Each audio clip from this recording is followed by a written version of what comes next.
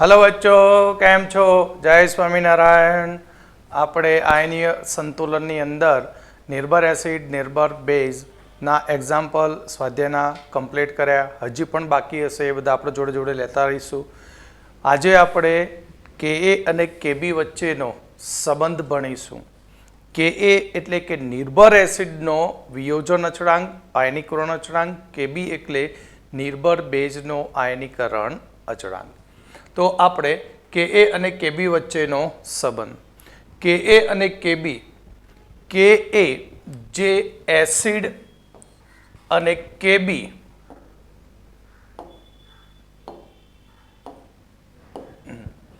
કે એ જે એસિડ અને કેબી એ બેઝના અચળાંકો છે. તમે શીખી ગયા કે કે એની કિંમત જેમ વધે તેમ એસિડની પ્રબળતા વધે અને કેબીની કિંમત વધે તેમ બેઝની પ્રબળતા વધે છે. તો કે એની પરથી આપણે પીકે શોધેલું અને કહ્યું હતું કે પીકે એની કિંમત ઘટે તો એસિડની પ્રબળતા વધે, તે જ પ્રમાણે પીકેબીની કિંમત ઘટે તો બેઝની પ્રબળતા વધે. તો અહીંયા આપણે સંયુગ્મ એસિડ અને બેઝની સાથે સંબંધિત એસિડ અને બેઝ પરથી આપણે કે એ અને કેબી વચ્ચેનો સંબંધ જોઈશું. તો તેના માટે આપણે સૌથી પહેલાં લઈએ છીએ NH4+ અને એમોનિયા. તમે જાણો છો NH4+ એ એસિડ છે અને એમોનિયા તે બેઝ છે.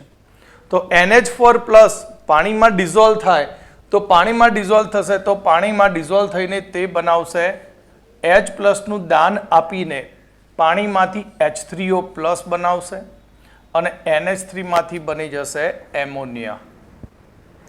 તો અહીં NH4+ H+ નું દાન આપે છે માટે તે એસિડ છે અને H2O જે H+ નો સ્વીકાર કરે છે માટે તે બેઝ છે. માટે તેના Ka નું સૂત્ર શું થાય? તો Ka બરાબર H3O+ ની કોન્સન્ટ્રેશન ઇન્ટુ NH3 ની કોન્સન્ટ્રેશન અપોન NH4+ ની કોન્સન્ટ્રેશન એટલે કે સાંદ્રતા. Ka બરાબર H3O+ ની સાંદ્રતા ગુણ્યા એમોનિયાની સાંદ્રતા છેદમાં NH4+ ની સાંદ્રતા. કારણ કે આપણે પાણી લિક્વિડ છે તેની સાંદ્રતા આપણે અચર ગણીએ છીએ. તો Ka ની કિંમત આપણને 5.6 ગુણ્યા 10⁻10 મળે છે. આ જ પ્રમાણે એમોનિયા જે બેઝ છે તો એમોનિયા જે બેઝ છે એ બેઝનું આપણે પાણીમાં દ્રાવણ બનાવીએ તો પાણી એમોનિયા માટે એસિડ બની જશે અને પાણી H+ નું દાન આપશે અને H+ નું દાન આપી તેમાં OH- બનશે અને NH3 H+ નો સ્વીકાર કરી NH4+ બનાવશે. શું બનાવશે? NH4+. માટે એમોનિયા નિર્ભર બેઝ હોવાથી Kb બરાબર શું લખશો? Kb બરાબર NH4+ ની સાંદ્રતા ઇન્ટુ OH- ની સાંદ્રતા છેદમાં NH3 ની સાંદ્રતા. Kb બરાબર NH4+ ની સાંદ્રતા ઇન્ટુ OH- ની સાંદ્રતા છેદમાં NH3 ની સાંદ્રતા અને આ Kb ની વેલ્યુ 1.8 ગુણ્યા 10⁻5 થાય છે. તો અહીંયા આપણે એસિડ અને બેઝની પાણી સાથે પ્રક્રિયા કરીશું. વાસ્તવમાં અહીં પાણી સાથેની જ પ્રક્રિયા છે. આની ચોખ્ખી કુલ પ્રક્રિયા શું થશે? તો બંનેનો સરવાળો કર્યો છે અહીંયા કે 2H2O H3O+ into H3O+ plus OH-. ચોખ્ખી કુલ પ્રક્રિયા બંનેનો સરવાળો કરી દો. NH3 સામસામે કેન્સલ આઉટ થશે, NH4+ કેન્સલ આઉટ થશે તો H2O plus H2O 2H2O H3O+ plus OH-. માટે અહીંયા તો આપણને KW મળે. આ તો પાણીનું આયનીકરણ થયું. તો પાણીના આયનીકરણ માટે આપણે લખીએ તો KW બરાબર H3O+ ની સાંદ્રતા ઇન્ટુ OH- ની સાંદ્રતા છેદમાં H2O. પણ આપણે H2O ની સાંદ્રતા અચળ ગણીએ છીએ માટે KW બરાબર 1 ગુણ્યા 10⁻14 મોલારિટી થશે. તો અહીંયા આપણે કે અને કેબી વચ્ચેનો સંબંધ જોવો છે અને તે સંબંધ એ KW જેટલો થાય. તો અહીંયા આપણે સૌથી પહેલા કે જે NH4+ ની એસિડ તરીકેની પ્રબળતા દર્શાવે, કેબી જે એમોનિયાની બેઝ તરીકેની પ્રબળતા દર્શાવશે. તો ચોખ્ખી પ્રક્રિયાનો સંતુલન અચળાંક કે અને કેબીના ગુણાકાર બરાબર થશે. આપણે જે ચોખ્ખી પ્રક્રિયા લખી કઈ 2H2 liquid gives H3O++ OH-. તો આ ચોખ્ખી પ્રક્રિયાનો સંતુલન અચળાંક કેટલો? તો આપણે કહ્યું કે KW. પણ એ KW શું છે? તો KW છે કે અને કેબી નો ગુણાકાર છે. તો આપણે ફરીથી રિવર્સમાં જોઈ લઈએ કે અહીંયા આપણા જોડે કે નું સૂત્ર શું છે? તો કે છે H3O+ NH3/NH4+. કેબી ની કિંમત શું છે? તો NH4+ OH- NH3. હવે આ બંનેનો આપણે ગુણાકાર કરી દઈએ. તો અહીંયા આપણે બંનેનો ગુણાકાર કરીએ તો કે × કેબી બરાબર શું થશે? તો કે ની કિંમત શું હતી? તો કે હતો H3O+ NH3/NH4+ અને કેબી હતું NH4+ OH- NH3. કે હતો H3O+ NH3 છેદમાં NH4+ અને કેબી હતો NH4+ OH- NH3. તો તમે જોઈ શકો છો કે અહીંયા NH4+ કેન્સલ, NH3 કેન્સલ. તો બાકી રહ્યું શું? H3O+ અને OH- નો ગુણાકાર. માટે H3O+ OH- બરાબર KW થશે. આગળ આપણે જોયું કે કે ની વેલ્યુ કેટલી હતી NH4+ માટે? તો NH4+ માટે કે ની વેલ્યુ 5.6 × 10⁻10 અને એમોનિયા માટે કેબી ની કિંમત હતી 1.8 × 10⁻5. જ્યારે આનો ગુણાકાર કરીશું તો આપણને આની કિંમત KW ના જેટલી જ મળશે. કેટલી? 1 × 10⁻14 આપણને મળશે. એટલે આની ઉપરથી આપણને એવું જાણવા મળ્યું કે જો પ્રક્રિયા એક કરતા વધારે તબક્કાઓમાં થતી હોય તો પ્રક્રિયાનો કુલ અચળાંક કેટલો થાય? તો દરેક પ્રક્રિયાના અચળાંકના ગુણાકાર બરાબર થતો હોય છે. એટલે 2 થી વધારે પ્રક્રિયાઓ, અહીં 2 કે વધારે પ્રક્રિયાઓનો સરવાળો કરી મળતી ચોખ્ખી પ્રક્રિયાનો સંતુલન અચળાંક જે આપણી દરેક વ્યક્તિગત પ્રક્રિયાના સંતુલન અચળાંકના ગુણાકાર જેટલો હોય છે. આપણે આગળ જોયું હતું કે 2 પ્રક્રિયા લખી હતી તેનો બંનેનો સરવાળો કરે તો સરવાળો આપણને મળે છે પાણીનું સમીકરણ.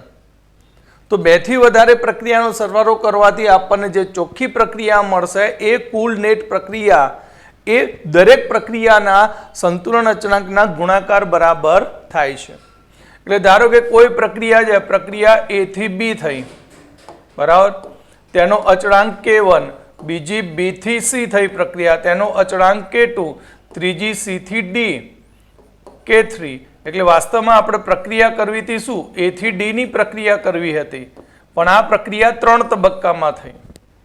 માટે પ્રક્રિયાનો કુલ અચળાંક કેટલો? આના માટે કુલ નેટ કેટલું થશે? તો કુલ નેટ થાય K1 × K2 × K3. બધી પ્રક્રિયાનો આપણે સમ કર્યો અને સમ કરીએ ત્યારે તેમના અચળાંકોનું શું થશે? ગુણાકાર થશે. માટે કુલ નેટ બરાબર K1 × K2 × અપ ટુ જેટલા તબક્કા હોય બધાનો ગુણાકાર થાય. તો આ જ પ્રમાણે સંયુગ્મ એસિડ અને બેઝ માટે Ka × Kb બરાબર KW થાય છે.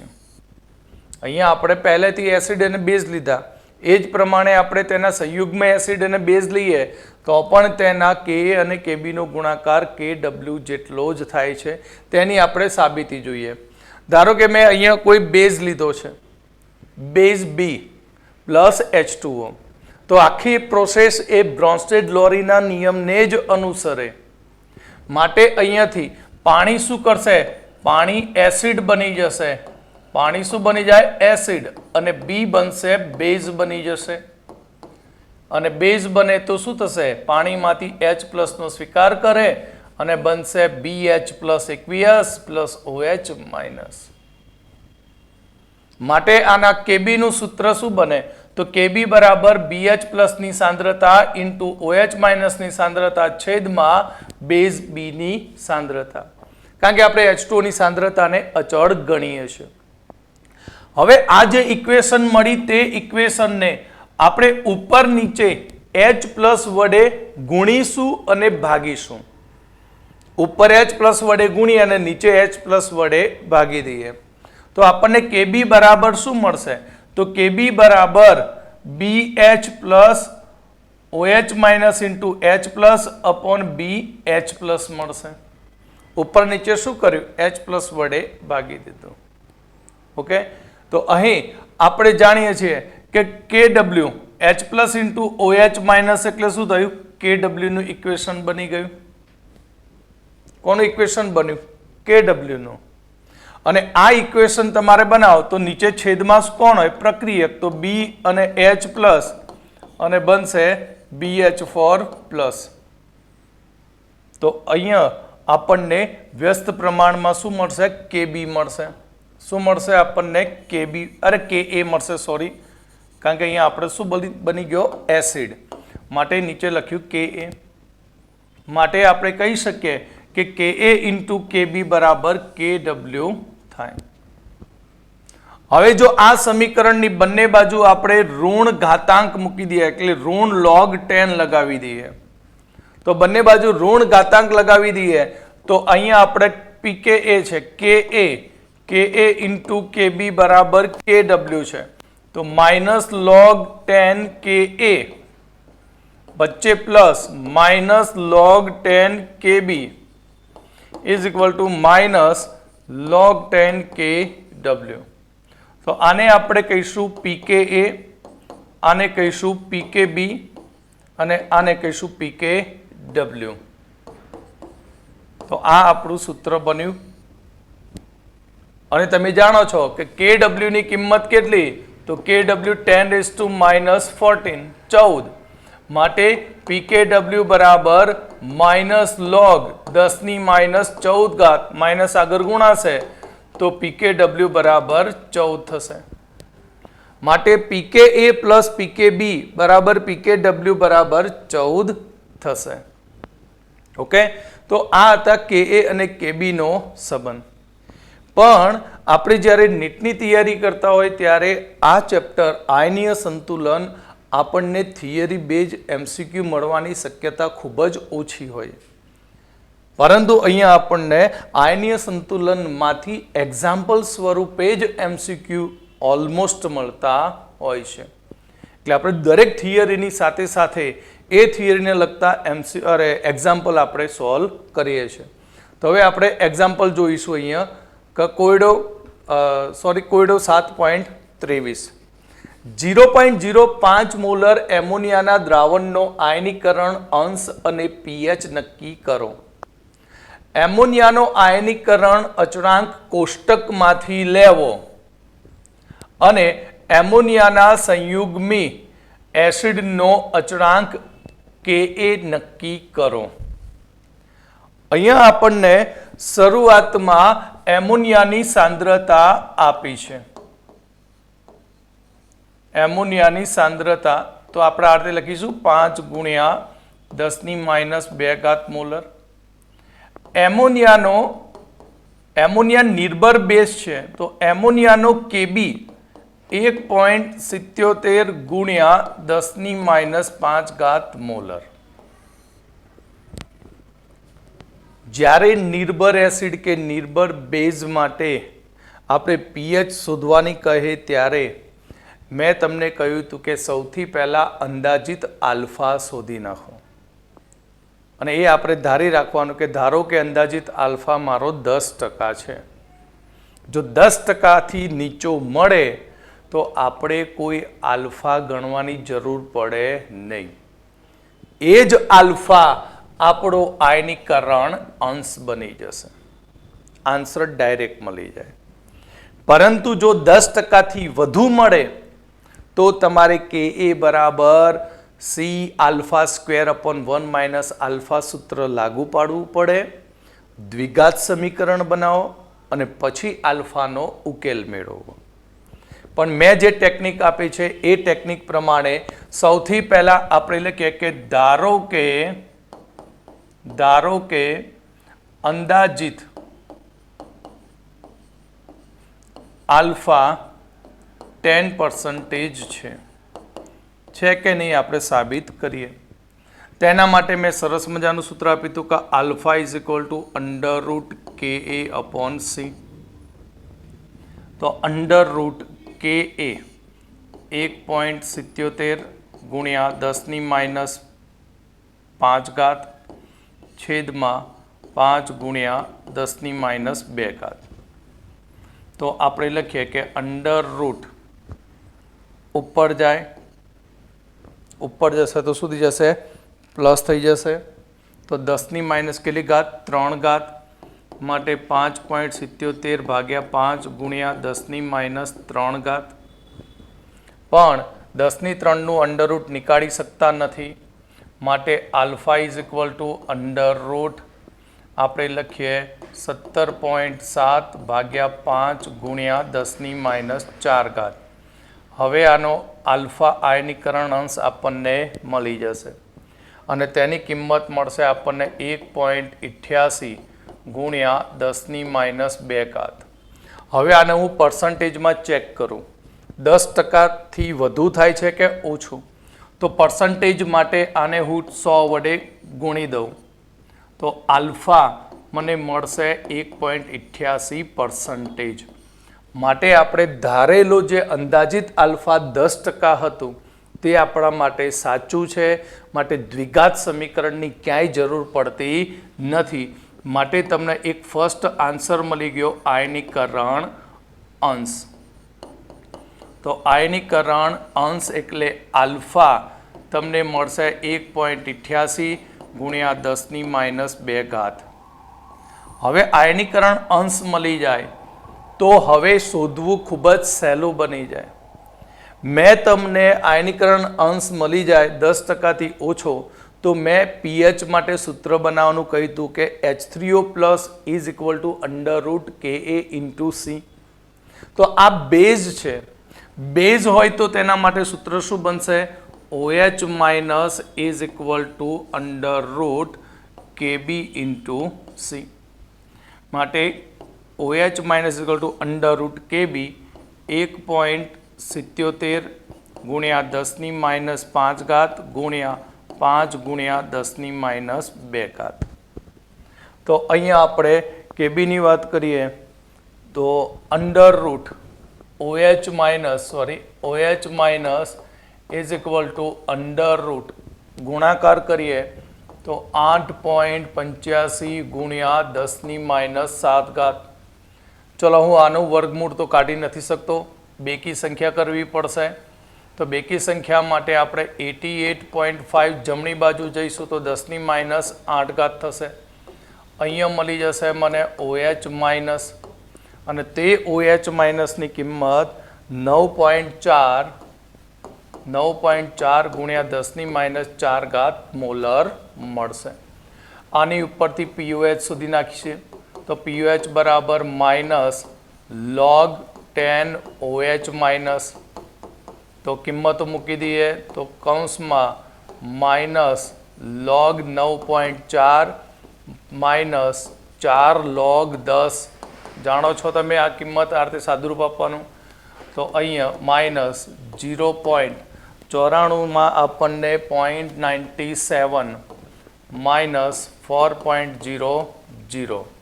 ચલો માઇનસને અંદર મૂકી દઉં તો માઇનસ અંદર લઈ જઈએ તો શું થશે? તો માઇનસ અંદર લઈ જવામાં આવે તો આ પ્લસ થઈ જશે. માટે POH મળશે કેટલો? તો POH બાદબાકી કરીએ તો 3.03. માટે પીએચ કેટલી? તો પીએચ બરાબર તમે જાણો છો 14 માઇનસ POH. તો 14 માઇનસ POH 3.03.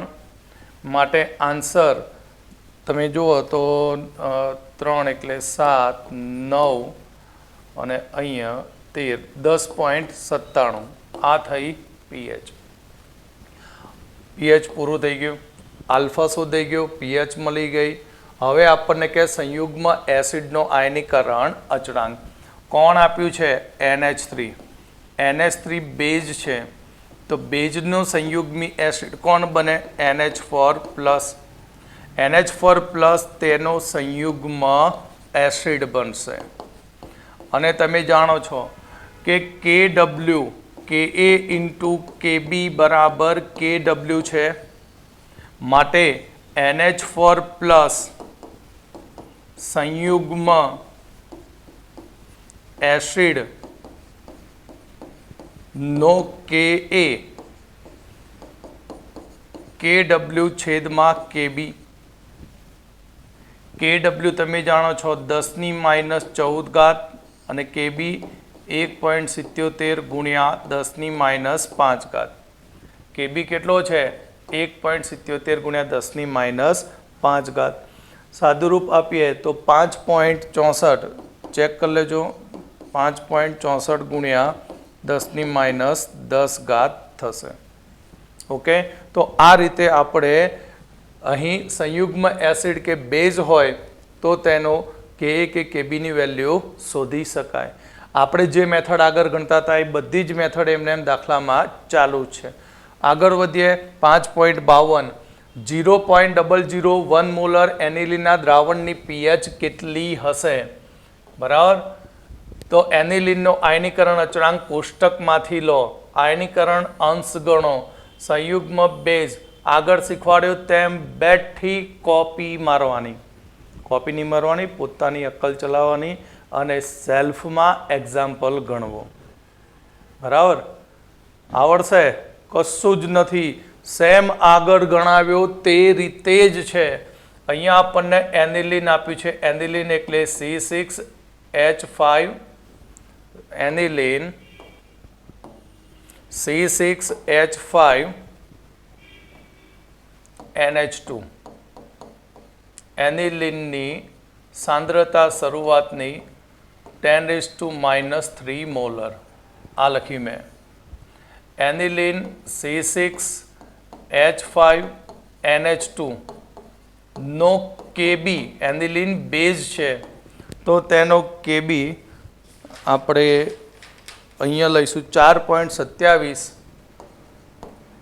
4.27 ગુણ્યા 10⁻10.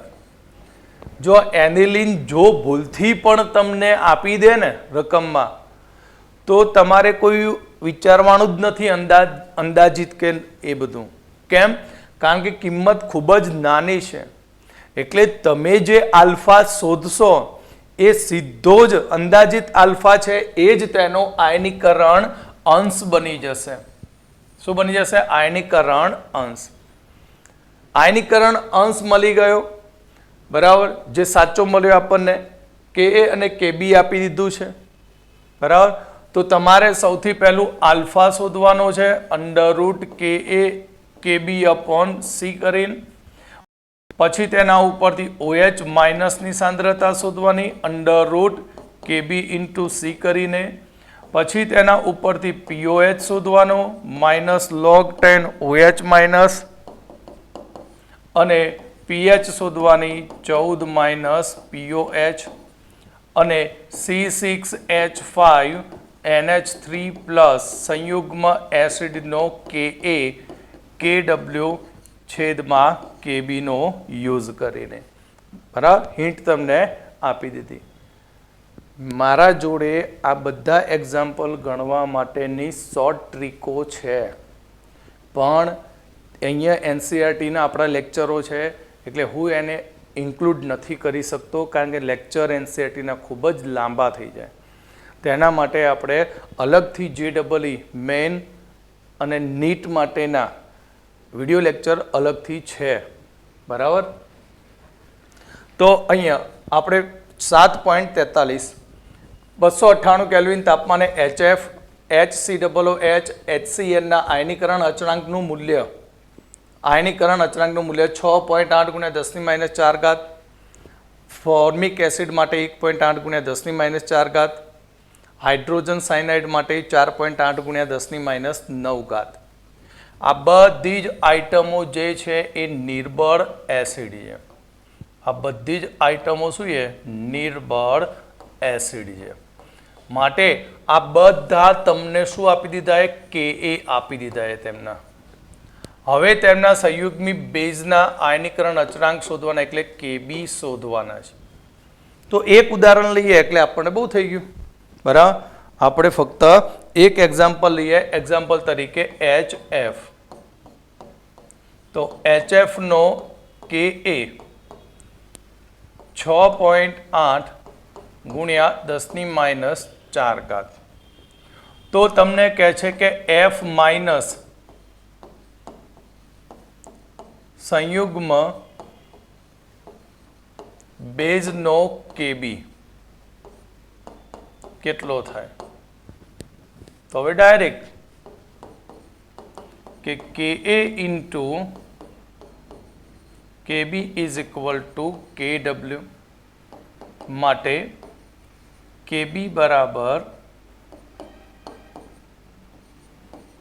Kw upon Ka.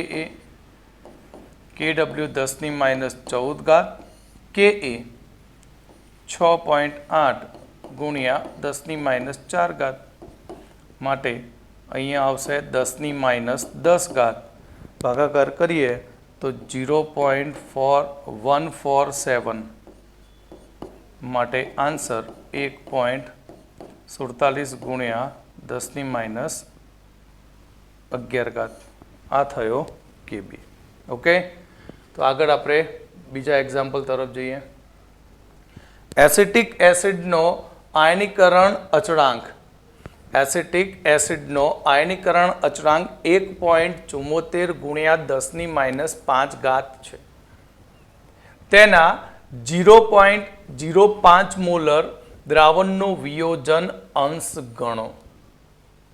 એસિટેટ આયનની સાંદ્રતા શોધો અને pH ગણો. આજે તો બધા એક સરખા જ દાખલા મળે આપણને, સીધું અને સરળ.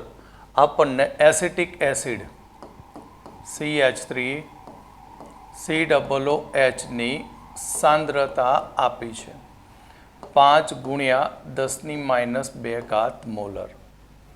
CH3 COOH નો Ka 1.74 ગુણ્યા 10⁻⁵. તો સૌથી પહેલું તો આપણે શું શોધવાનો? અંદાજિત આલ્ફા. અને 10% નીચે મળે તો તે આપણો આન્સર બની જશે વિયોજન અંશ. ધારો કે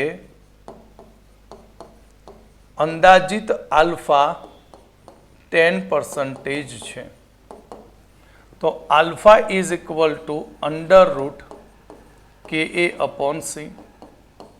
તો √1.74 ગુણ્યા 10⁻⁵ છેદમાં 5 ગુણ્યા 10⁻². અને આગળ આપણે આ દાખલો ગણી ગયા. એમોનિયા માટે અને એસિટિક એસિડ માટે લગભગ સરખો છે. તો અહીંયા આપણને આલ્ફા 5.80 બરાબર 5.80 ગુણ્યા 10⁻⁴ 10⁻⁴ આપણને મળશે. કેટલો મળશે? 5.80 ગુણ્યા 10⁻⁴.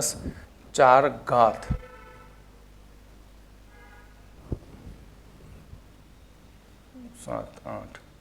આ થયો આલ્ફા. ઓકે. હવે આલ્ફા મળ્યો, શરૂઆતની સાંદ્રતા છે. તો આપણે સૌથી પહેલાં તેની H3O+ ની સાંદ્રતા શોધી નાખીએ. તો શોર્ટ ટ્રીક જ ડાયરેક્ટ વાપરવાની. H3O+ ની સાંદ્રતા બરાબર √Ka ઇન્ટુ C. તો √1.74 ગુણ્યા 10⁻⁵ ગુણ્યા 5 ગુણ્યા 10⁻². મેં ગણેલા છે એટલે ઝડપથી આપણું કામ પૂરું થાય એટલે હું ત્યાંથી ફટાફટ આના આન્સર લઈ લઉં છું. તો અહીંયા આપણને H3O+ ની સાંદ્રતા આપણને મળશે 9.33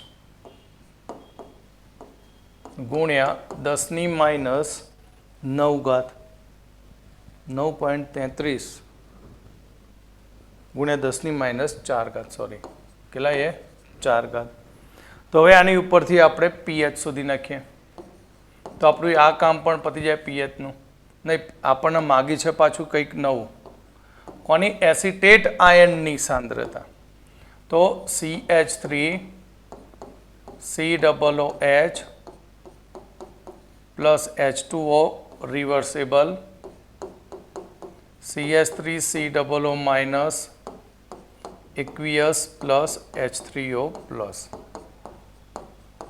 તો તમે સ્ટોક્યોમેટ્રી જુઓ તો 1 1 1 1 આપણને સંતુલને સાંદ્રતા મળી. કેટલી સાંદ્રતા? 9.33 ગુણ્યા 10⁻4 ઘાત મોલર સંતુલને સાંદ્રતા થઈ. તો એસિટેટની સાંદ્રતા સ્ટોક્યોમેટ્રી પ્રમાણે કેટલી થાય?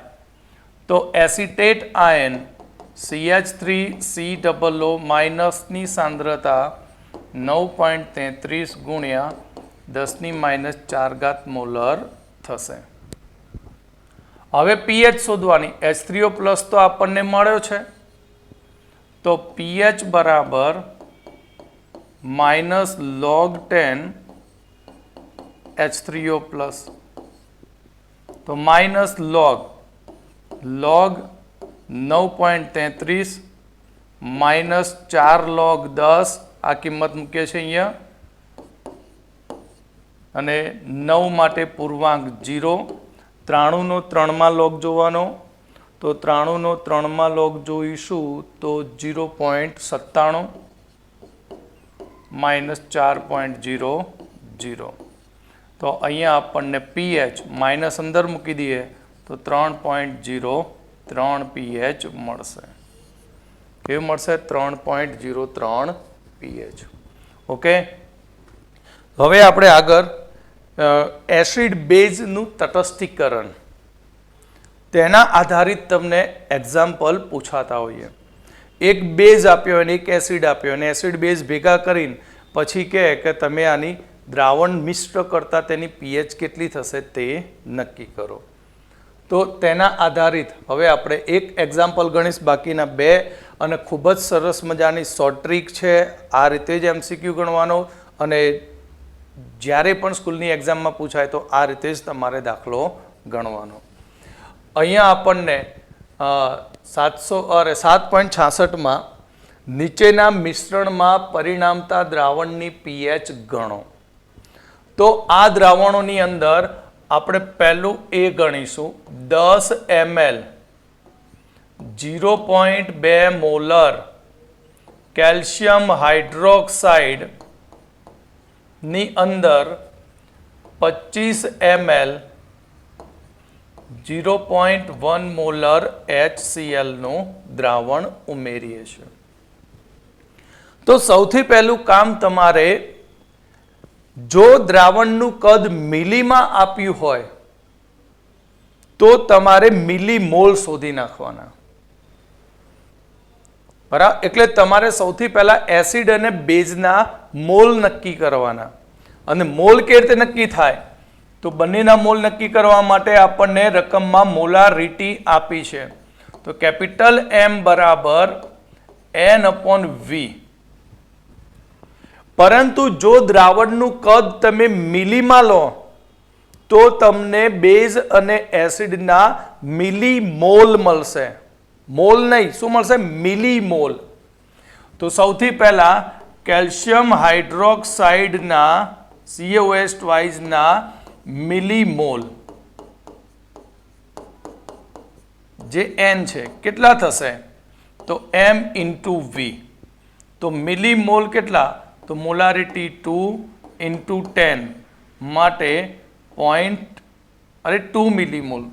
કેટલા મિલીમોલ? 2 મિલીમોલ. સરસ મજાની આ રીત છે, 2 મિલીમોલ. ઓકે, હવે તમે મિલીમોલ શોધ્યા કોના? કેલ્શિયમ હાઇડ્રોક્સાઇડના. હવે આપણે શોધીશું HCl ના મિલીમોલ.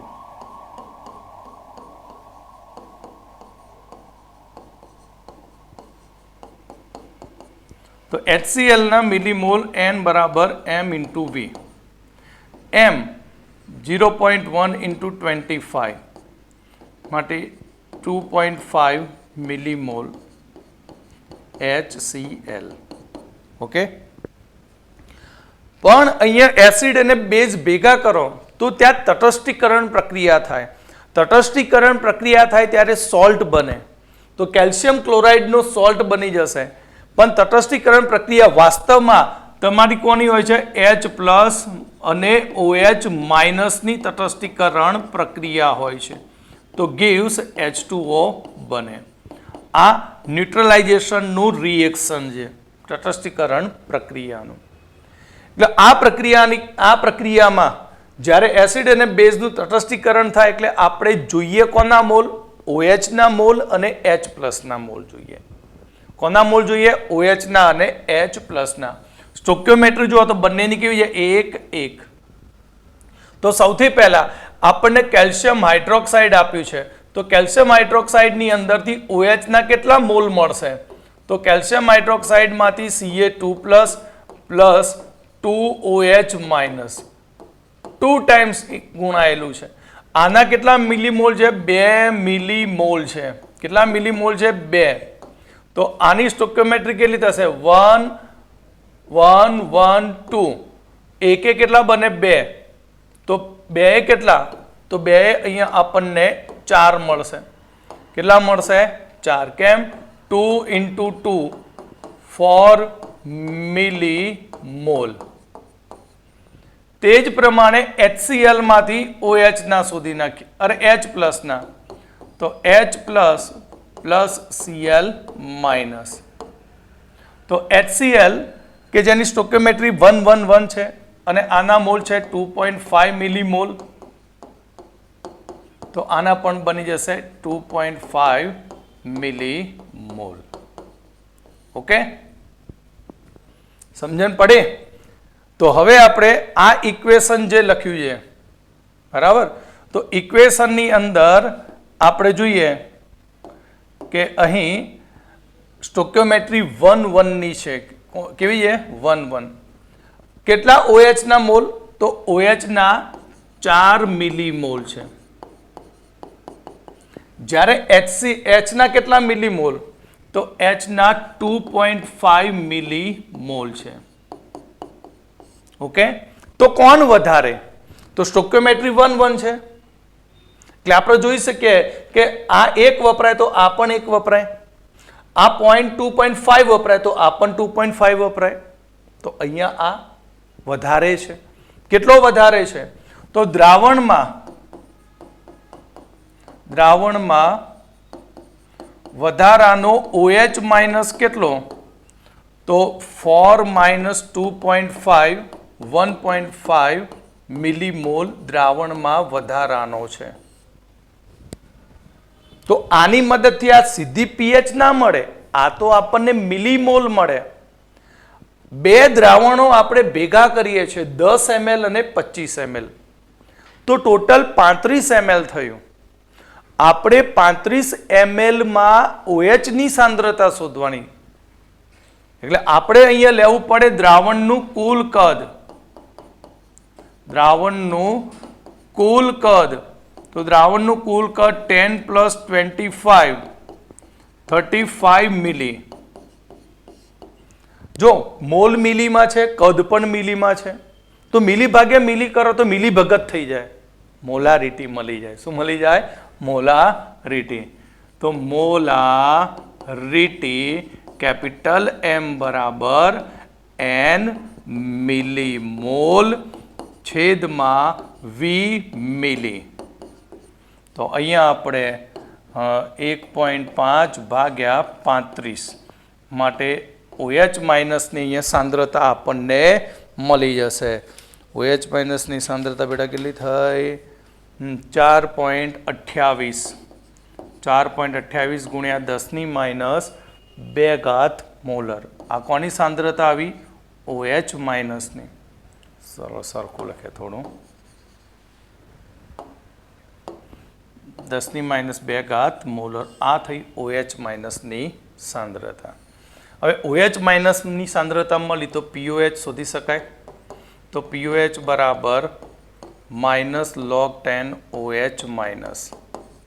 તો અહીંયા આપણે લખીશું કૌંસમાં -log 4.28 અને અહીંયા પ્લસ કરી દઉં. માઇનસ પહેલેથી અંદર મૂકી દીધું મેં. 2 log 10 એટલે 2.00. તો અહીંયા આપણે -0.42/8 log 0.63 પ્લસ 2.00 માટે આપણને POH મળશે 1.37. માટે pH કેટલી? તો pH બરાબર 14 POH. માટે 14 1.37 37 એટલે 3 6 અહીંયા 3 હતા ને 3માંથી 1 ગયો એટલે 12.63 pH મળશે. ઓકે, તો આ બધા આન્સર બ્રેકેટ કરીને મૂકવાના. બરાબર. સેમ આ જ રીતે કોઈ પણ એસિડ બેઝ આપ્યું હોય, હવે સપોઝ સલ્ફ્યુરિક એસિડ આપ્યો છે તો એના મિલીમોલ શોધો. તો સલ્ફ્યુરિક એસિડ છે તો શું થશે? બરાબર, સલ્ફ્યુરિક એસિડ છે તો H2SO4 gives 2H plus 2 plus SO4 minus 2. એટલે જે મિલીમોલ મળે એને H ને કેટલા વડે ગુણ્યો? 2 વડે. તો મિલીમોલને 2 વડે ગુણો. કેલ્શિયમ હાઇડ્રોક્સાઇડનું ઉપર બની ગયા તે પણ 2 વડે ગુણો. બરાબર. તો આ રીતે સ્ટેપ બાય સ્ટેપ મિલીમોલ શોધવાના. મિલીમોલ શોધ્યા પછી ઇક્વેશનમાં મૂકી દો અહીંયા, અને એ મૂક્યા પછી તમને ડાયરેક્ટ ખબર પડશે સ્ટોક્યોમેટ્રી પ્રમાણે કોણ વધારે છે. જે વધારે હોય તેમાંથી નાની કિંમત બાદ કરી દો. સપોઝ એવું બને H પ્લસ વધારે હોય તો OHની મોલ સંખ્યા બાદ કરો. પછી બંને દ્રાવણોના કદ ભેગા કરી એને સાંદ્રતામાં કન્વર્ટ કરી દો તો તમને pH અને POH મળી જશે. ઓકે.